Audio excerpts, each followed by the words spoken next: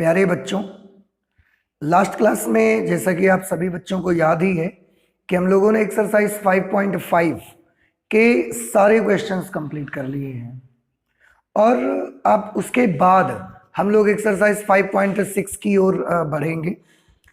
5.6 exercise से पहले हमें जो आज स्टडी करना है उसके इंट्रोडक्शन में वो है derivatives of functions in parametric forms.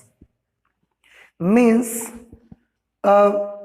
Derivatives of functions in parametric forms, फलनों के अवकलज प्राचलों के पदों में, ये हमको पढ़ना है। प्राचलिक रूपों में अवकलज हमको पढ़ना है किसके? फलनों के। तो फलनों के अवकलज प्राचलिक रूपों में, ठीक है, ये हमको स्टडी करना है। सबसे पहले मैं ये बात करना चाहता हूं कि आखिरकार सॉरी, मैं सबसे पहले ये आपको बताना चाहता हूं कि ये जो पैरामीट्रिक फॉर्म्स होते हैं या ये जो पैरामीट्रिक इक्वेशंस होती हैं, ये पैरामीट्रिक इक्वेशंस होती क्या है आखिरकार, ठीक है।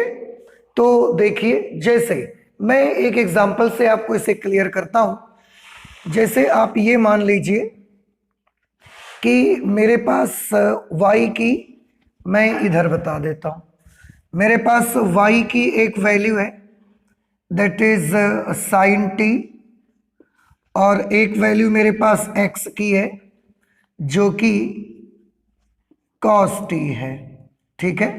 आप यहां पर कुछ भी ले सकते हैं, कांस्टेंट टर्म ले लिया मैंने। y भी एक वैल्यू, y की एक वैल्यू है साइन t, x की एक वैल्यू है cos t। अब थोड़ा ध्यान से देखें, इससे पहले हम लोगों ने जो फलन पढ़े, जैसे कि एक्सप्लिसिट फलन पढ़ा, इम्प्लिसिट फंक्शन पढ़ा, उसमें आप देखते थे क्या होता था।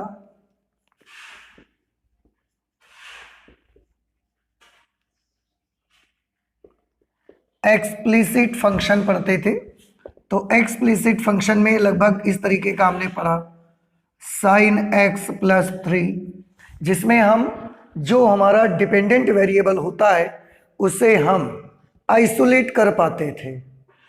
आइसोलेट कर पाते थे मतलब उसे अलग कर पाते थे हम, और उसकी वैल्यू इंडिपेंडेंट वेरिएबल के टर्म्स में निकाल पाते थे।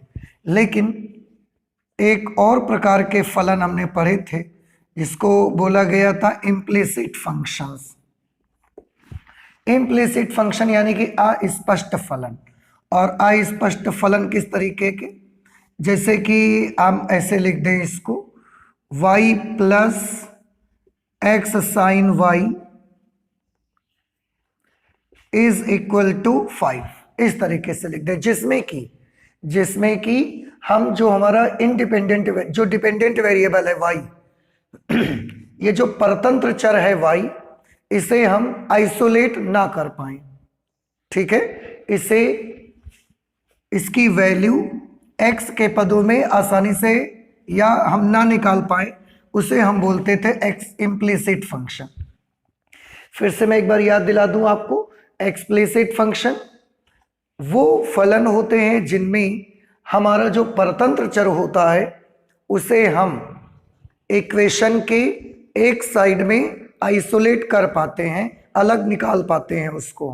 लेकिन इम्प्लिसिट फंक्शंस जो होते हैं, जिन्हें अस्पष्ट फलन कहा जाता है, ये ऐसे फलन होते हैं जिनमें ये जो हमारा परतंत्र चर y है, इसे हम इक्वेशन की एक साइड में आइसोलेट नहीं कर पाते, जैसे कि ये इक्वेशन है, ठीक है। तो ये जो फलन हमने पढ़े, इनमें हम इसमें देखा करते थे कि जो हमारा y है एक्सप्लिसिट फंक्शन में, वो डायरेक्टली y जो डिपेंडेंट वेरिएबल है, मैं आपको बताऊं, y is known age dependent variable. Dependent variable इसे हिंदी में बोला जाएगा परतंत्र चर, और x जो होता है वो होता है इंडिपेंडेंट वेरिएबल।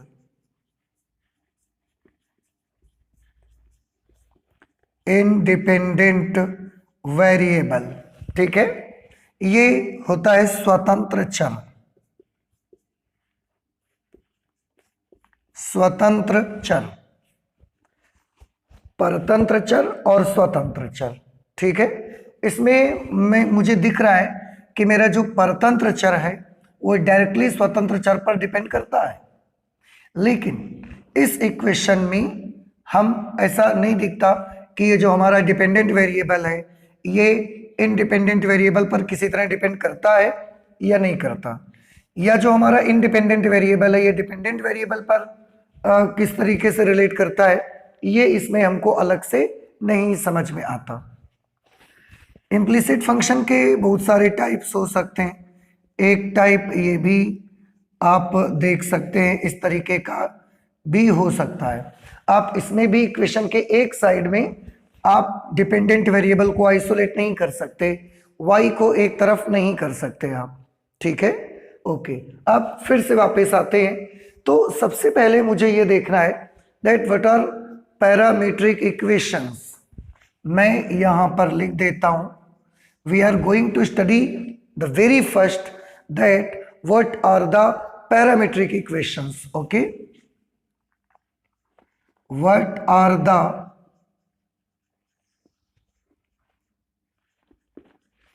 पैरामीट्रिक इक्वेशंस, कि पैरामीट्रिक इक्वेशन आखिर होते क्या हैं। ठीक है, अब इसे आपने देखा, इनको देखिए, यहां पर भी आप देख रहे दोनों चर, ये हमारा डिपेंडेंट वेरिएबल है परतंत्र चर, और ये हमारा इंडिपेंडेंट वेरिएबल है स्वतंत्र चर। आप दोनों को ध्यान से देखिए, परतंत्र चर और स्वतंत्र चर दोनों ही अलग अलग एक तीसरे चर पर डिपेंड करते हैं, and that variable is known as t. ठीक है, फिर से our dependent variable, our independent variable, ये एक डिपेंडेंट वेरिएबल है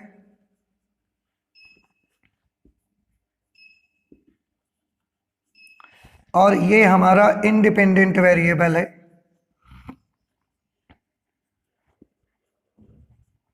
लेकिन आप अगर ध्यान से देखेंगे तो आज दोनों के दोनों वेरिएबल्स हमारे एक तीसरे चर पर भी डिपेंड करते हैं, और वो चर है टी। हियर टी इज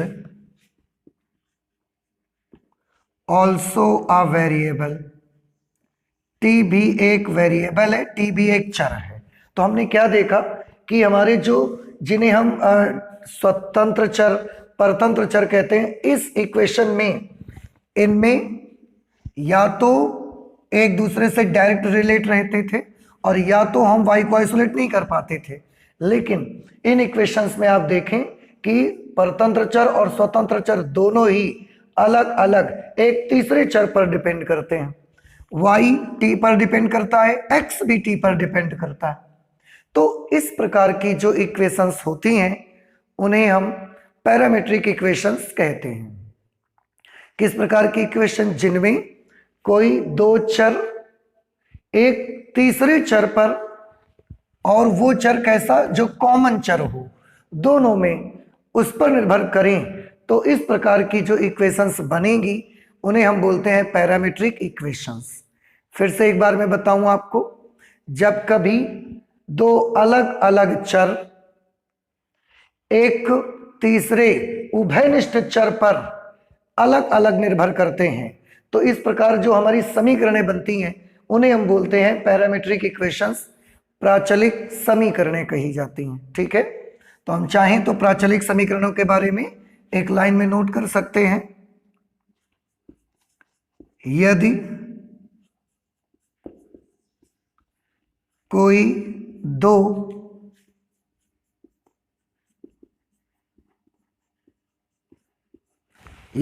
दो विभिन्न चर एक तीसरे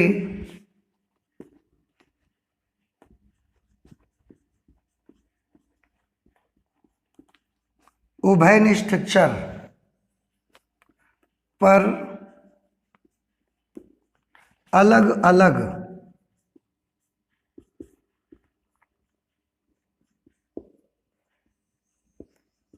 निर्भर करते हैं, तो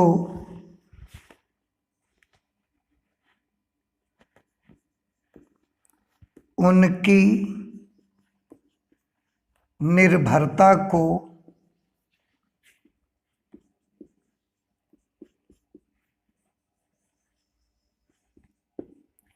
प्रदर्शित करने वाले समीकरणों को प्राचलिक समीकरण कहा जाता है।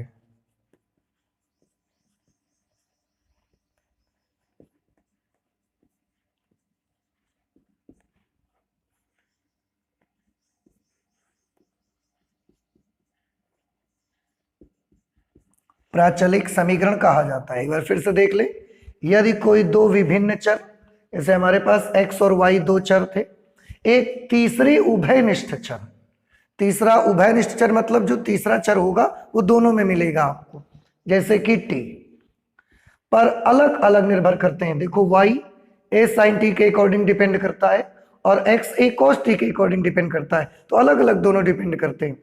तो उनकी निर्भरता को, उनकी जो डिपेंडेंसी है, प्रदर्शित करने वाले जो इक्वेशंस होते हैं, जो भी समीकरणें होती हैं, उनको हम प्राचलिक समीकरण कहते हैं। ठीक है, आई होप कि ये चीज आपको समझ में आ गई। इसमें एक चीज और मैं बताऊं कि जो ये तीसरा चर होता है इसको प्राचल बोला जाता है। यहां तीसरे चर को, यहां तीसरे चर को प्राचल, प्राचल मतलब पैरामीटर, तीसरे चर को प्राचल पैरामीटर कहा जाता है। तो इन दोनों इक्वेशंस में अगर मैं देखूंगा तो यहां t क्या है, parameter, so t is parameter, t को हम बोलेंगे प्राचल। ठीक है, तो ये तो हो गया कि आखिरकार पैरामीट्रिक इक्वेशंस होती क्या है। ठीक, अब हम ये देखना चाहते हैं कि अगर ये पैरामीट्रिक इक्वेशंस होती हैं तो हम इनको डिफरेंशिएट करके कैसे d dx of y find out कर सकते हैं, उसके अवकलज कैसे निकाल सकते हैं हम। ठीक है, तो आप इसे नोट कर लीजिए। इसके बाद मैं बताता हूं आपको कि अगर आपको ऐसा पैरामीट्रिक इक्वेशंस दिए गए हैं तो उस वक्त आप उन्हें सॉल्व करके किस तरह से d dx of y find out करेंगे। ठीक है, so please note down this. अब हम लोग ये देखेंगे that how we find d dx of y with parametric equation, कि अगर हमें पैरामीट्रिक इक्वेशन दी गई हो तो हम उनकी हेल्प से d dx ऑफ y कैसे फाइंड आउट करेंगे। ठीक है, इट्स वेरी इजी, आप प्लीज थोड़ा ध्यान से जरा देखिएगा।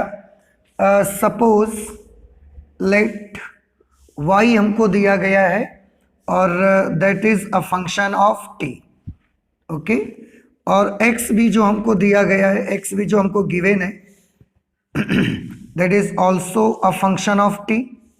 ठीक है, जैसे अभी हमने माने थे y is equal to sine a sine t और x is equal to a cos t।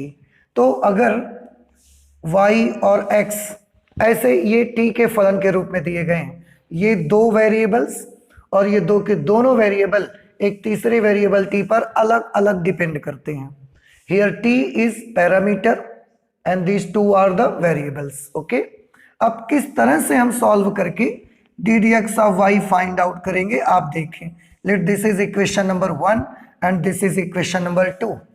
सबसे पहले इक्वेशन नंबर 1 को x के रिस्पेक्ट में डिफरेंशिएट कर देंगे। यहां पर हम लिख देंगे समीकरण 1 को x के सापेक्ष, समीकरण 1 को x के सापेक्ष अवकलन, समीकरण 1 का x के सापेक्ष अवकलन करने पर, देखिए बेटा ये इक्वेशन नंबर 1 जो है आपकी y is equal to f of t, इसे मुझे x के रेस्पेक्ट में डिफरेंशिएट करना है। ध्यान से कि फलन तो ये t का है पर अवकलन हम इसका x के सापेक्ष करना चाहते हैं। फंक्शन ये t का है पर अवकलन हम इसका x के सापेक्ष करना चाहते हैं, तो कैसे करा जाएगा? ऐसे करा जाएगा d dx of y is equal to f of t। आप सभी बच्चों को याद होगा कि सबसे पहले हम इसको t के रेस्पेक्ट में डिफरेंशिएट कर देंगे। सबसे पहले हम इसको t के रेस्पेक्ट में डिफरेंशिएट कर देंगे और उसके बाद उसके साथ d dx ऑफ t लिख देंगे। ये आप पहले भी पढ़ चुके हो, फिर से मैं एक बार याद दिला दूं आपको कि फलन ये t का है, लेकिन अवकलन तो हम इसका x के सापेक्ष कर रहे हैं ना, d dx ऑफ y। तो ऐसी सिचुएशन पे सबसे पहले जिस वेरिएबल का ये फंक्शन है उसी के रिस्पेक्ट में आप इसका अवकलन कर दीजिए। फलन अगर t का है तो t के सापेक्ष अवकलन कर दें। अब लेकिन उसके बाद आप dt अपॉन dx लिखना ना भूलें, ठीक है। और इस तरीके से देखिए क्या मिलेगा मुझे, d dx of y is equal to, आप चाहें तो इसे ऐसा ही लिखा रहने दें, ठीक है, ये ऐसा ही लिखा रहने दें आप इसको। Late this is equation number 3।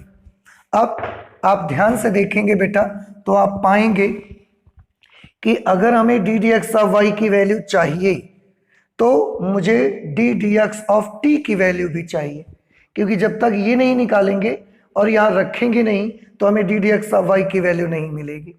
उसके लिए हम इक्वेशन नंबर 2 की हेल्प लेते हैं। हम समीकरण 2 का x के सापेक्ष समीकरण 2 का x के सापेक्ष अवकलन करने पर जो हमारी इक्वेशन नंबर 2 है उसको x के सापेक्ष डिफरेंशिएट करते हैं। तो पहले मैं इसको लिखता हूं, इसके बाद मैं आपको करके दिखाऊंगा।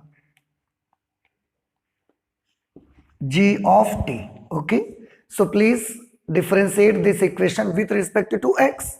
अब x को डिफरेंशिएट करेंगे विथ रिस्पेक्ट टू x, तो वैल्यू क्या आएगी 1, सभी को मालूम है। g ऑफ t को मुझे with respect to x differentiate करना है। Again there is a problem that g of t is the function of t, but we want to differentiate it with respect to x, okay। So in this case what we should do the very first, we should differentiate this function with respect to t, and after that we should write dt upon dx, okay।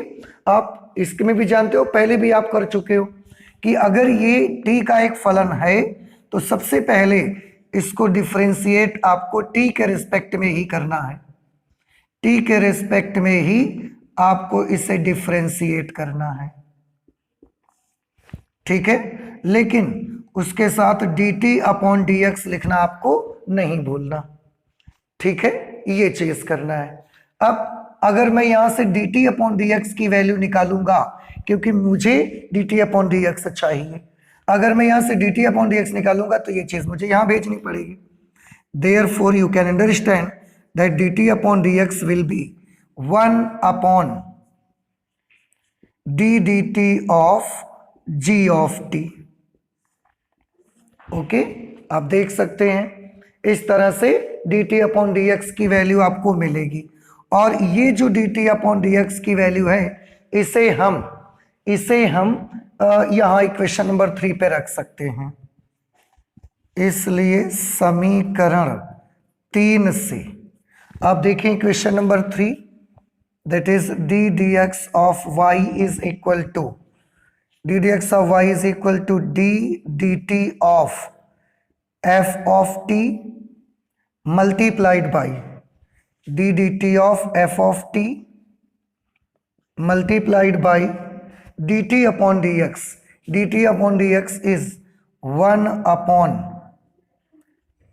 d dt of g of t।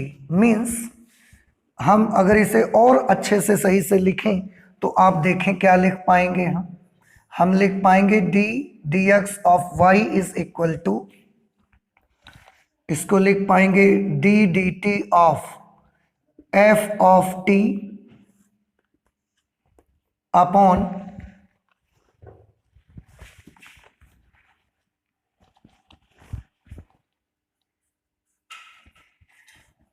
D d x of y is equal to d d t of f of t upon d d t of g of t. इस तरह से हम इसको लिख सकते हैं।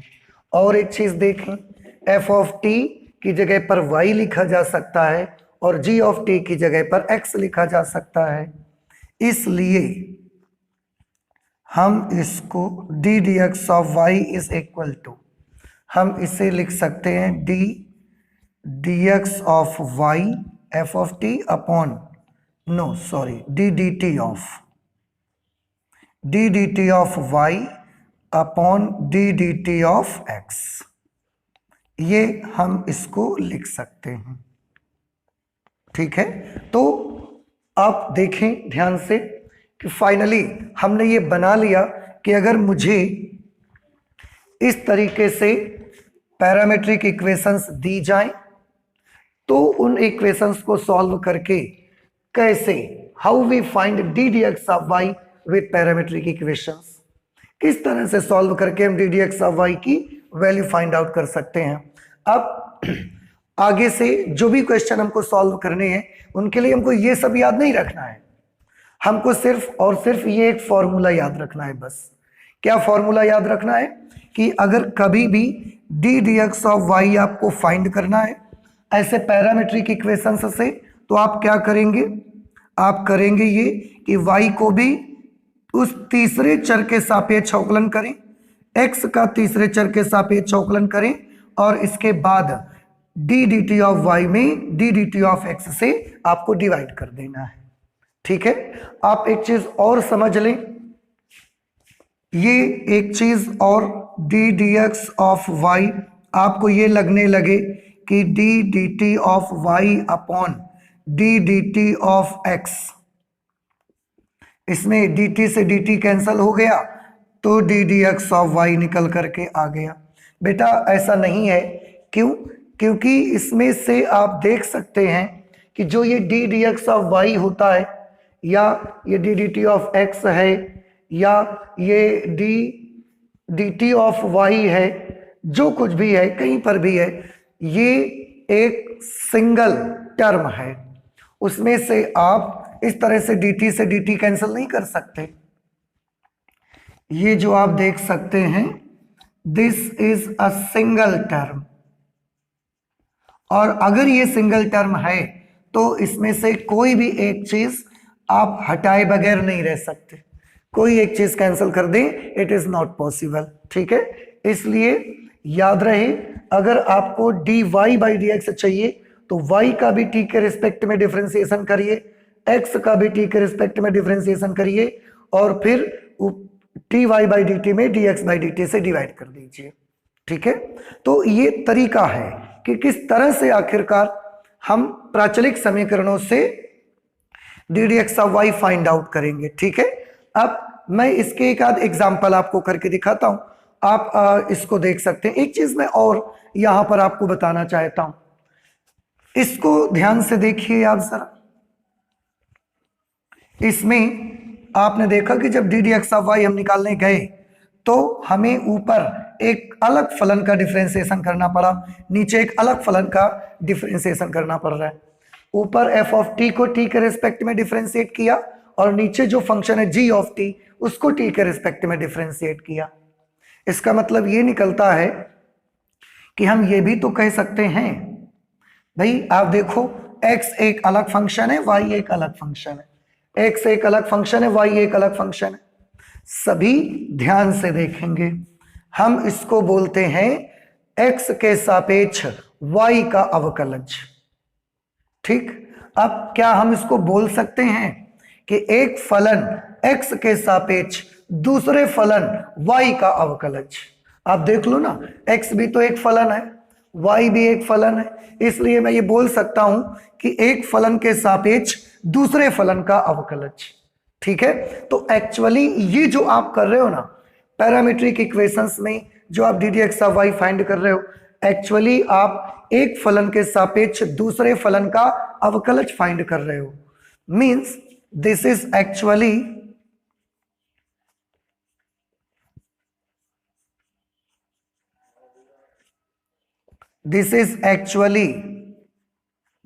the derivative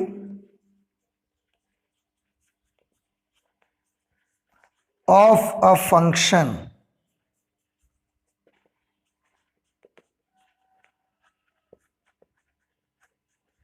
with respect to another function। ठीक है, this is actually the derivative of a function with respect to another function. Means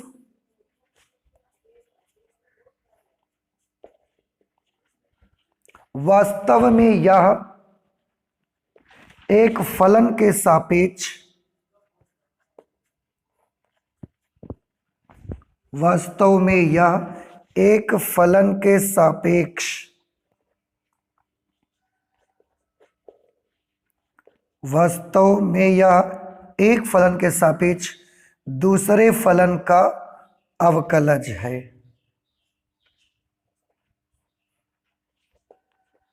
okay, तो एक चीज बहुत याद रखें, x is a function, y भी एक फलन है, और यहां पर हम x के सापेक्ष y का अवकलज कर रहे हैं। इसका मतलब एक फलन के सापेक्ष दूसरे फलन का अवकलज हम निकाल रहे हैं। ठीक है, तो इसका जो एक्चुअल मीनिंग है वो ये एक्चुअल मीनिंग है। अब इसमें मैं फिर से फाइनली एक चीज आपको याद दिला दूं कि अगर दो पैरामीट्रिक इक्वेशन है y और x, तो dy बाई डी एक्स निकालने के लिए y का भी उस तीसरे चर के सापेक्ष अवकलन करिए, x का भी तीसरे चर के सापेक्ष अवकलन करिए, फिर dy बाई डी टी में dx बाई डी टी से डिवाइड कर दीजिए, तो d d x of y निकल करके आ जाएगा। अब आप इसे नोट करें, इस पर बेस्ड मैं कुछ एग्जांपल्स करके दिखाता हूं आपको, और उससे आपको ये चीज और क्लियर हो जाएगी। ठीक है, ये कुछ एग्जांपल हैं जिनकी हेल्प से मैं आपको समझाना चाहता हूं कि कैसे आप d d x of y find करेंगे पैरामीट्रिक इक्वेशंस अगर दिए गए होंगे तो। ठीक है, देखो सॉरी, एग्जांपल नंबर 34 में ये हमको मालूमात दिया गया है, x is equal to a cos theta और y is equal to a sin theta. आप देखें, ये एक वेरिएबल है, ये भी एक वेरिएबल है, और ये दोनों वेरिएबल एक तीसरे कॉमन वेरिएबल पर डिपेंड करते हैं, तो ये पैरामीट्रिक इक्वेशन हो गई।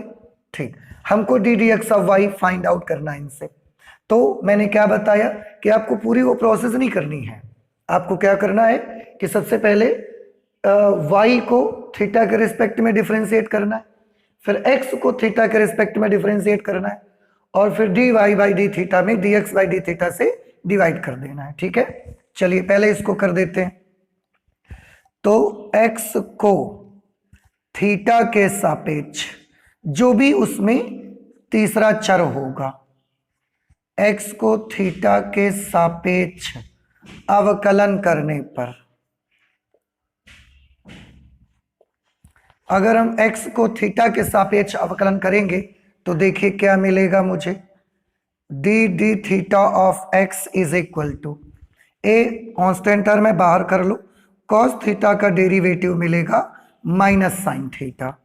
सो in this case d d theta of x will be minus a sine theta. ये हमने कर लिया।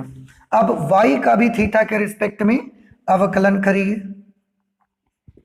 तो y का थीटा के सापेक्ष अवकलन करने पर, y का थीटा के सापेक्ष अवकलन करने पर आपको मिलेगा D d theta of y, D d theta of y, क्योंकि थीटा के सापेक्ष कर रहे हैं। ए अचर पद है, साइन थीटा का अवकल गुणांक थीटा के सापेक्ष कॉस थीटा हो जाएगा। तो हमने d d theta of y भी निकाल लिया, d d theta of x भी निकाल लिया। अब आप d d x of y निकालना चाहते हैं तो उसके लिए हमने क्या तरीका बताया, d d theta of y निकाल लो और फिर d d theta of x भी फाइंड आउट कर लो।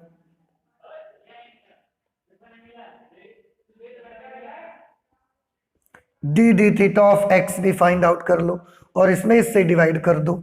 तो देखिए क्या मिलेगा बेटा आपको, d d x of y is equal to d d theta of y. D d theta of y की वैल्यू कितनी है, a cos theta upon d d theta of x की वैल्यू देखो कितनी है, माइनस ए साइन थीटा। अब जब आप इसे कैलकुलेट करेंगे तो d d x of y is equal to a से ए हम कैंसिल कर सकते हैं, minus cos theta upon sine theta is cot theta. ठीक है, तो ये d d x of y की वैल्यू मिल गई। एक चीज और आप देख सकते हैं, यहां पर आपने यहां पर अभी तक पढ़ा हुआ है उसके मुताबिक थीटा इसमें क्या है, तो आंसर है थीटा इसमें प्राचल है। अभी हमने बताया था आपको कि थीटा को क्या बोलते हैं, प्राचल, या अंग्रेजी में इसको बोलते हैं पैरामीटर। हमारी जो ये इक्वेशंस थी वो भी पैरामीटर के टर्म्स में थी, आप देखिए, और जो हमारा d d x of y निकला हुआ है वो भी आप देखें पैरामीटर के टर्म्स में आया है। आप चाहें तो अपने वेरिएबल के टर्म्स में इसको ला सकते हैं। कैसे वेरिएबल के टर्म्स में ला सकते हैं, जैसे यहां से आप देखें d d x of y is equal to minus a cos theta. A cos theta की जगह पर आप क्या लिख सकते थे, एक्स, और नीचे क्या है, ए साइन थीटा। ए साइन थीटा की जगह पर आप क्या लिख सकते थे, वाई। तो आप चाहें तो ये वाला आंसर भी दे सकते हैं, आप चाहें तो ये वाला आंसर भी दे सकते हैं। तो हमारा जो आंसर है, हमारी जो पैरामीट्रिक इक्वेशन है वो पैरामीटर के टर्म में होंगी। हमारा जो डेरिवेटिव है d d x of y वो भी पैरामीटर के टर्म में आ सकता है, और हम चाहें तो उसे अपने वेरिएबल के टर्म में भी कन्वर्ट कर सकते हैं, एक्स और वाई के टर्म्स में भी हम कन्वर्ट करके ला सकते हैं उसको। ठीक है, तो इस तरह से ये d d x of y की हम वैल्यू इसमें निकालेंगे। एक और एग्जांपल हमने लिखा हुआ है, उसको भी आप देखिए। जैसे ये x है और ये y है, पैरामीटर कौन है यहाँ पर, t, तो हमें d d x of y की वैल्यू चाहिए। It's very easy. अभी आप समझ रहे हैं क्या करना चाहिए, मुझे x को भी t के सापेक्ष अवकलन करना चाहिए और y को भी t के सापेक्ष अवकलन करना चाहिए। तो मैं यहाँ पर लिख दूंगा, क्या लिख देते हैं कि x का t के सापेक्ष अवकलन करने पर, x का t के सापेक्ष अवकलन करने पर, x का t के सापेक्ष अवकलन करने पर, t के सापेक्ष अगर अवकलन करेंगे तो ये मिलेगा d dt of x। d dt of x is equal to a is constant term and t square को डिफरेंशिएट करोगे तो 2t। जैसे x स्क्वायर का x के सापेक्ष 2x, वैसे t स्क्वायर का t के सापेक्ष 2t। तो इस तरह से आपने देखा कि d dt ऑफ x की वैल्यू कितनी आ गई है, 280 आ गई। ठीक, सिमिलरली y को भी t के सापेक्ष अवकलन करने पर, तो y का t के सापेक्ष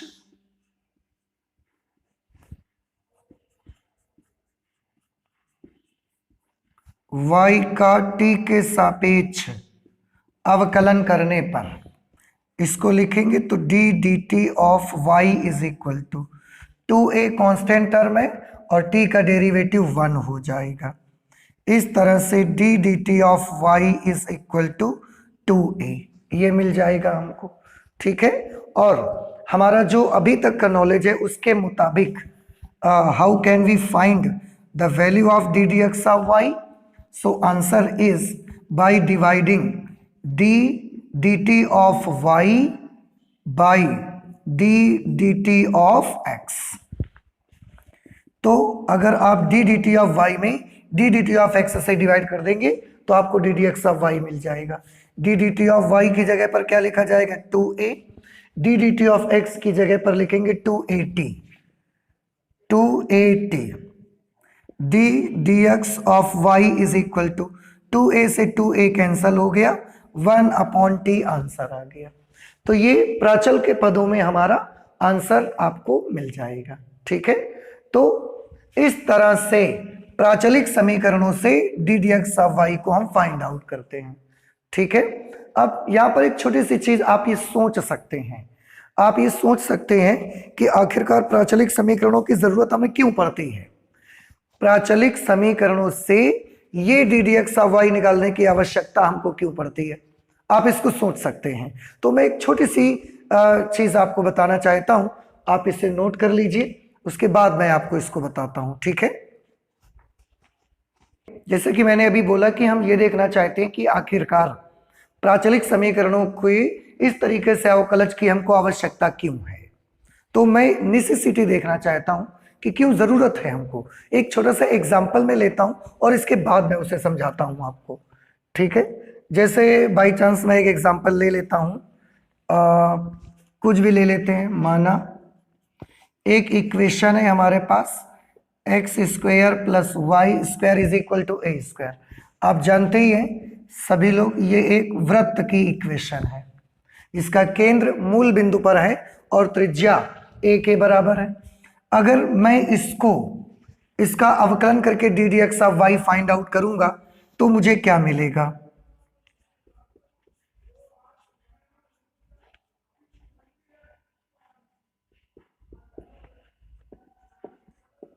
differentiating with respect to x, x square को डिफ्रेंशिएट करेंगे 2x, वाई स्क्वायर को करेंगे 2y d d x of Y.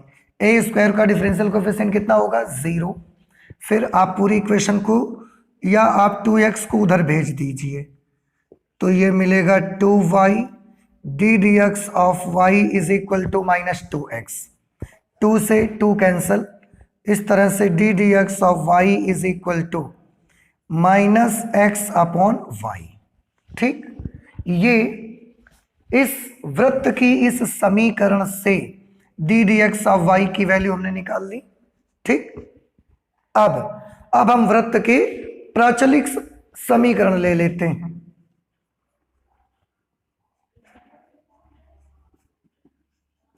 X square plus y square is equal to a square के प्राचलिक समीकरण।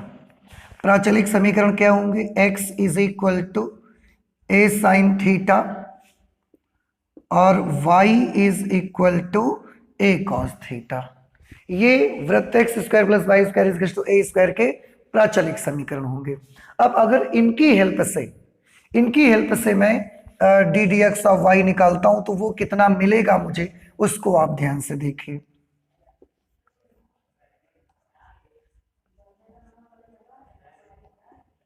Differentiating with respect to theta, theta के respect में differentiate करें।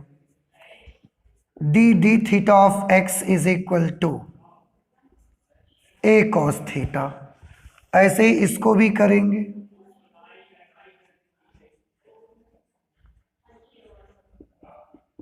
Differentiating with respect to theta, इसमें आपको मिलेगा d theta of y is equal to minus a sine theta. ठीक है, अब अगर मैं d d x of y find out करूंगा, d d x of y, तो उसके लिए आप जानते हैं कि मुझे d d theta of y में डी थीटा ऑफ एक्स से डी थीटा ऑफ एक्स से डिवाइड करना पड़ेगा। ऐसी सिचुएशन पे d d x of y, d theta of y की वैल्यू कितनी है, ये है माइनस ए साइन थीटा, और डी थीटा ऑफ एक्स की वैल्यू देखो ए कॉस थीटा। ठीक है, तो इसका एक आंसर तो ए से कैंसिल करेंगे -tan थीटा आ जाएगा। ठीक है, लेकिन हम दूसरे आंसर को अप्रोच करना चाहते हैं, माइनस ए साइन थीटा। देखो ए साइन थीटा की जगह पर क्या लिखा जा सकता है, एक्स, ए कॉस थीटा की जगह पर क्या लिखा जा सकता है, वाई। आप ध्यान से देखिए कि यहां से जो रिजल्ट आपको मिला था d d x of y और यहां से जो रिजल्ट आपको मिला d d x of y, the result is same. Means हम आपको ये बताना चाहते हैं कि अगर एक कर्व की इक्वेशन है आपके पास, सर्कल इज अ कर्व, तो अगर आपके पास एक कर्व की इक्वेशन है, उसको डिफरेंशिएट करके जब आप d d x of y निकालोगे, वही वैल्यू आपको मिलेगी। कौन सी? जो वैल्यू मिलने वाली है आपको उस वक्र के प्राचलिक समीकरणों को लेकर d d x of y निकालने से जो मिलती है। फिर से सुनिए, किसी भी कर्व का डायरेक्ट एक्स के सापेक्ष अवकलन करने से d d x of y का जो मान मिलता है वो वैल्यू इक्वल होती है किसके? उस वक्र के प्राचलिक समीकरण ले लीजिए और उनकी हेल्प से d d x of y निकालिए, तो वो वाली वैल्यू और ये वाली वैल्यू दोनों एक दूसरे के इक्वल आती हैं। ये रिजल्ट मैं आपको दिखाना चाहता था कि मैं फिर से एक बार बोल दूं, आप बहुत अच्छे से समझिए कि दुनिया का कोई भी कर्व है, ये तो मैंने बहुत छोटा सा लिया है, बहुत बड़े बड़े कर्व होते हैं, उनकी इक्वेशंस होती हैं, तो कोई भी कर्व है उसके अवकलन करके जो d d x of y की वैल्यू आती है वो वैल्यू सेम वही आती है जो उसके प्राचलिक समीकरणों को लेकर d d x of y की वैल्यू निकालने पर आती है, सेम वही वैल्यू उसमें आया करती है। ठीक है, तो इसका बेनिफिट क्या है, इसका फायदा क्या है? इसका फायदा ये रहेगा आपको कि अगर आज का ये कर्व हमारा बहुत छोटा कर्व है, लेकिन अगर ये कर्व कोई काफी बड़ा सा कर्व होता, ऐसे उस बड़े से कर्व का कॉम्प्लिकेटेड कर्व होता, वो बहुत जटिल होता, वो उस कॉम्प्लिकेटेड कर्व का आप डिफरेंशिएट करके d d x of y आपको निकालना होता। तो जब उस कॉम्प्लिकेटेड कर्व का d d x of y निकालोगे आप, तो उसमें बड़ी कॉम्प्लिकेशंस आएंगी और बड़ी डिफिकल्टी मिलेगी, बड़ा कठिन होगा और बड़ा भी होगा बहुत। लेकिन अगर उस कर्व के मुझे प्राचलिक समीकरण कोई बता दे, तो प्राचलिक समीकरणों की मदद से भी मैं d d x of y निकाल दूंगा, लेकिन ये छोटा पड़ेगा हमारे लिए। भले ही इसमें ये आपको छोटा लग रहा है, ये बड़ा लग रहा है, बट याद रखिए कि ये कर्व मैंने बहुत छोटा लिया है। ऐसा हो सकता है कि बहुत बड़े बड़े वक्र हो सकते हैं, वक्रों की इक्वेशंस बड़ी कॉम्प्लिकेटेड हो सकती हैं। उस सिचुएशन पर उस वक्र की प्राचलिक समीकरण अगर आपको पता लग जाए, तो प्राचलिक समीकरणों की मदद से d d x of y बड़ी आसानी से आप निकाल सकते हैं। बात समझ आ रही है? तो यही मैं आपको बताना चाहता था कि आखिरकार क्यों पैरामीट्रिक इक्वेशंस से d d x of y निकालने की हमें जरूरत पड़ती है, क्या आवश्यकता थी। तो ये मैंने आपको बताया नेसेसिटी क्या है, क्यों आखिरकार हम पैरामीट्रिक इक्वेशंस से d d x of y निकालना सीखते हैं। इसीलिए सीखते हैं, मैं एक बार लास्ट टाइम फिर से बता दूं कि अगर कोई बड़ा सा कॉम्प्लिकेटेड कर्व है, उसको डिफरेंशिएट करके d d x of y की वैल्यू फाइंड आउट करना, ये बहुत डिफिकल्ट होगा, बहुत कठिन होगा। ठीक है, लेकिन अगर उस कर्व के मुझे प्राचलिक समीकरण मिल जाएं इस तरीके से, तो उनसे d d x of y का निकालना बहुत आसान होगा और रिजल्ट सेम मिलेगा आपको, रिजल्ट में कोई डिफरेंस नहीं आएगा। तो चाहे कर्व से निकालो या प्राचलिक समीकरण से निकालो, तो जिससे इजी होगा उससे निकाला जाए तो ज्यादा अच्छा होगा। ठीक है, तो ये हमने आपको करके दिखाया कि प्राचलिक समीकरणों की जरूरत क्या है। अब हम और एग्जांपल्स लेते हैं और उन्हें आपको सॉल्व करके दिखाते हैं। ठीक है, सो प्लीज आप इसे नोट कर लीजिए, इसके बाद और एग्जांपल्स करते हैं। नेक्स्ट एग्जांपल बेटा लेते हैं, एग्जांपल नंबर 36। इसमें लिखा है यदि x is equal to a under bracket theta plus sine theta and y is equal to a under bracket 1 minus cos theta है, तो d d x of y ज्ञात करिए। ये d d x of y आपको ज्ञात करना है। ठीक है, लेकिन सब में d d x of y ज्ञात करना रहेगा, इसलिए हम बार बार d d x of y is equal to question mark नहीं लिखेंगे। ठीक है, आप क्या करना होता है, तरीका अब आप सीख गए हैं, इसको थीटा के रिस्पेक्ट में डिफरेंशिएट करेंगे। तो यहां पर लिखेंगे थीटा के सापेक्ष अवकलन करने पर, अवकलन करने पर इसको जब आप करेंगे तो लिखेंगे d d theta of x is equal to a is a constant term.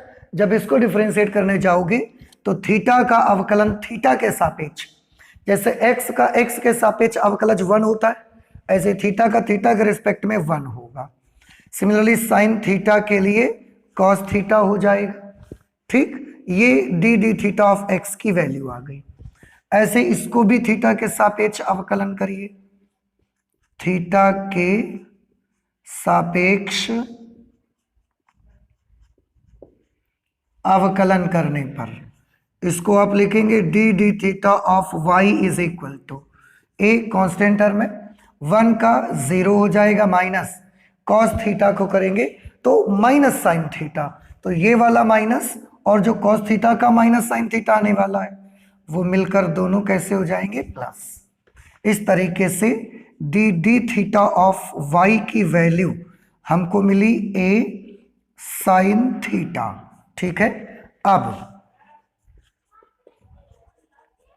D d x of y find करने के लिए d d theta of y में d d theta of x से डिवाइड कर देंगे। ठीक है, तो d d x of y is equal to d d theta of y, d d theta of y is a sine theta upon d d theta of x, इसकी जगह पर लिखेंगे a 1 plus cos theta, a से a cancel हो गया तो ये बन गया d d x of y is equal to sine theta upon 1 plus cos theta. आप चाहें तो इनको हाफ एंगल्स में और सॉल्व कर सकते। इसे साइन थीटा का फॉर्मूला हाफ एंगल में होगा 2 sign theta by 2 into cos theta by 2 upon 1 plus cos theta का फॉर्मूला हाफ एंगल के टर्म्स में ये होगा, ये लगाएंगे हम यहाँ पर 2 cos square theta by 2 minus 1। आप देख सकते हैं -1 से +1 कैंसिल, फिर 2 से 2 भी कैंसिल हो जाएगा, कॉस थीटा बाई 2 से 1 कॉस थीटा बाई 2 भी कैंसिल हो जाएगा। क्या बचेगा, यहाँ बचेगा d d x of y is equal to sine theta by 2 upon cos theta by 2, then d dx of y will become tan theta by 2। Okay, तो ये d dx of y की value आ गई sin theta by 2 upon एक cos theta by 2 बचेगा ना, वो tan theta by 2 मिलकर बन जाएगा। ये हमारा आंसर हो जाएगा। ठीक, इसके बाद नेक्स्ट ले लेते हैं, next example number 37। Example number 37 पर है, लिखा हुआ है कि यदि x to the power 2/3 plus y to the power 2/3 is equal to a to the power 2/3, तो d dx ऑफ y की वैल्यू ज्ञात करनी है आपको। ठीक है, तो इसको हमें सॉल्व करना है। वैसे इसमें ऐसा कुछ तो बोला नहीं है कि आप इसकी वैल्यू कैसे फाइंड आउट करो, ऐसा तो कोई जिक्र है नहीं, तो आप चाहें तो डायरेक्ट भी इसको आप सॉल्व कर सकते हैं। मैं डायरेक्ट ही आपको करके दिखाता हूं। यहां पर क्या होगा कि समीकरण का